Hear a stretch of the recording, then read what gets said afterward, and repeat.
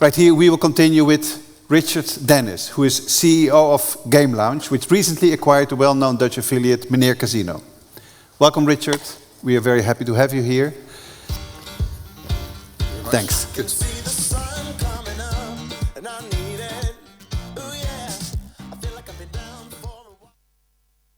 Thank you very much for inviting me today, and thank you very much for the presentation. It's always difficult to follow a university professor on the stage. You've obviously got many years of experience, so forgive me. But always fantastic to come back to Amsterdam. I've been here many times with different roles, but for the last 6 months, we've been, as we were saying, the owner of Meneer Casino, and I'll talk a bit about that later. But first, a bit about ours. I'm not going to go into too much detail. We drive a lot of audience. We have lots of sites, 35 global markets, 170 people, and we specialize in providing reviews, guidance, advice, support for people looking to game online. We don't do any sports. We used to own a couple of sports sites, including betting.com, but we've sold them, and now we are very, very specialized in iGaming. So what that gives us is a very, very strong view across the world on what's going on, regulated, unregulated, white, grey, black, everything else, all the languages. So that gives you a bit of a background about us. About me, I'm very new to this industry. I came in a year ago, just over a year ago. Before that, I was in e-commerce, so gaming to me is completely alien. It's a pretty interesting baptism of the first year, understanding how everything works. But now I've got a bit of an idea, and I'm a big fan of affiliation, both from a point of referring business, but also just guiding players. So, yes, in November, we bought Meneer Casino.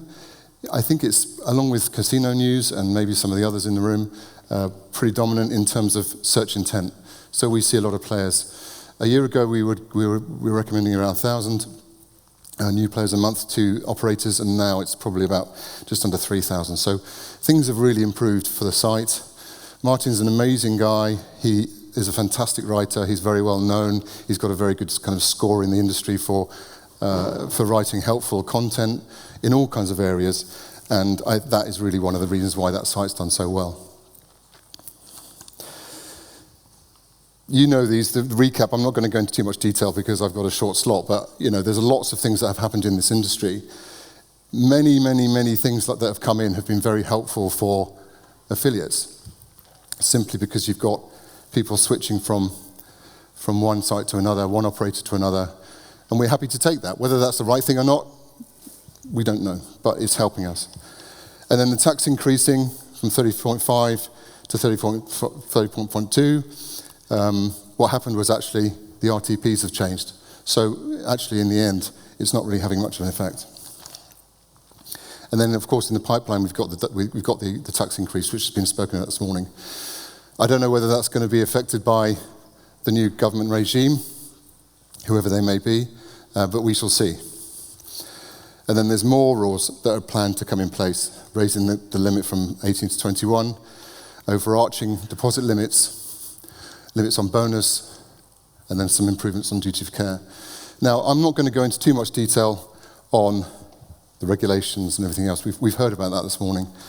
But why are we regulating? Just a bit of a recap on this.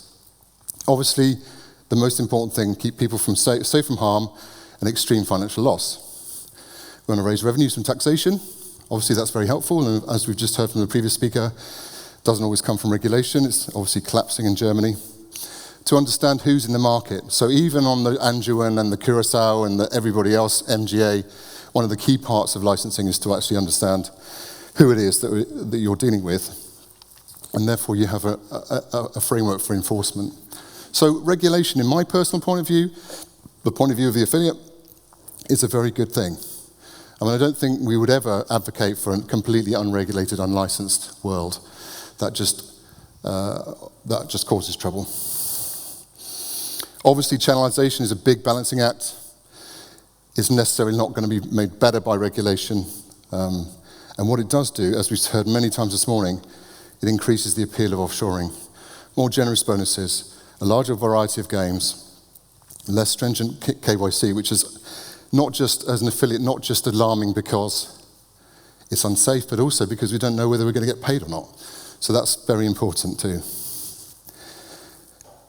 And also, many players just like the freedom to do what they want to do and play where they want to play. I mean, your point earlier about financial risk, I've just invested in stocks and shares ISA in the UK. I get tax relief from that, which is exactly the opposite of what you get here or throughout Europe.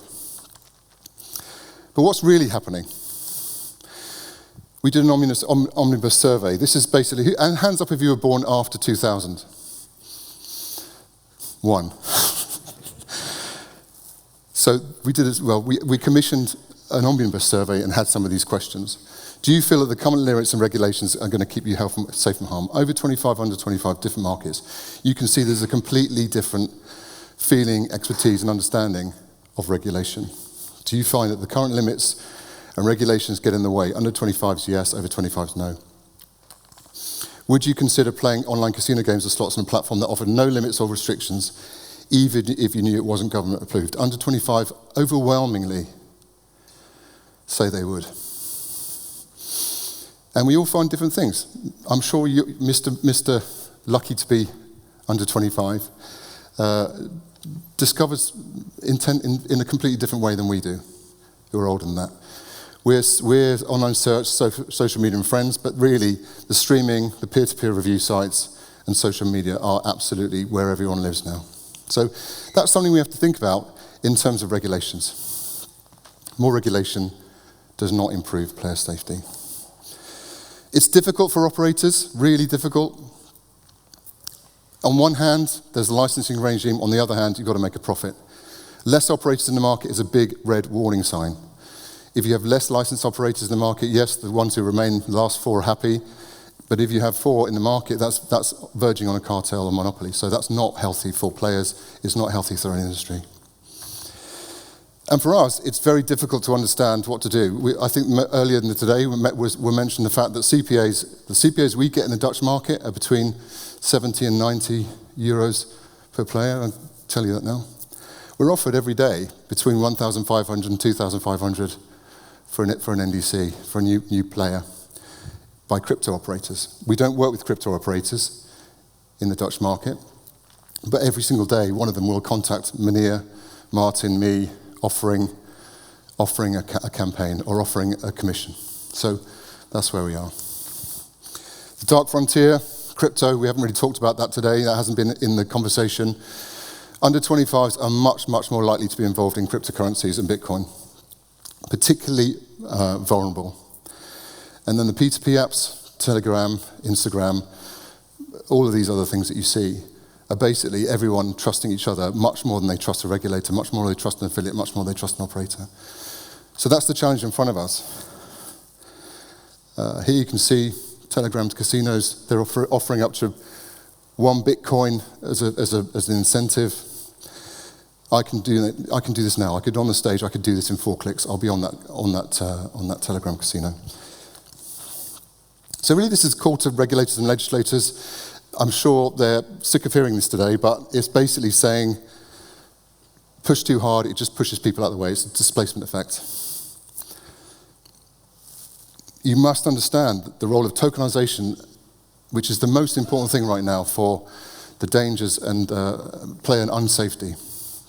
It's critical. I've got two 20-year-old daughters. The last thing I want to do is create a world where they're sucked into a dark world. It's not just gambling. Once you're into that world, you're amongst all kinds of other people. I'm not saying Bitcoin in itself and cryptocurrency is terrible, but there are terrible people operating within that world. And that's something we have to work.